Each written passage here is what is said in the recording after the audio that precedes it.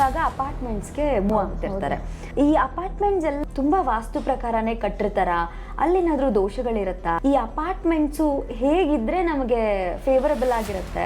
As you said, ತುಂಬ ಜನ ಇವಾಗ ಅಪಾರ್ಟ್ಮೆಂಟ್ಸ್ಗೆ ಹೋಗ್ತಾ ಇರ್ತಾರೆ. ಒಂದು ಅಪಾರ್ಟ್ಮೆಂಟ್ ಕಲ್ಚರ್ ಇರ್ಬೋದು, ಅಥವಾ ಲಕ್ಸುರಿಯಸ್ ಅಪಾರ್ಟ್ಮೆಂಟ್ಸ್ ಅಂತಾನೋ ಅಪಾರ್ಟ್ಮೆಂಟ್ಸ್ ಮೂವ್ ಆನ್ ಆಗ್ತಾ ಇರ್ತಾರೆ. ಎಲ್ಲ ಅಪಾರ್ಟ್ಮೆಂಟ್ಸು ನಿಮಗೆ 4 ಚದರದಲ್ಲೇ ಕಟ್ಟೋದಿಲ್ಲ. 4 ಚದರ ಅಂದರೆ ಹೇಗದು? ಅಂದರೆ ಸ್ಕ್ವೇರ್ ಆಗಲಿ ರೆಕ್ಟಾಂಗಲ್ ಆಗಲಿ, ಸ್ಕ್ವೇರ್ ಆಗಲಿ ರೆಕ್ಟಾಂಗಲ್ ಆಗಲಿ ಇದ್ದರೆ ಆಗ ಅದರಲ್ಲಿ ವಾಸ್ತು ದೋಷಗಳು ಬರೋದಿಲ್ಲ. ಓಕೆ.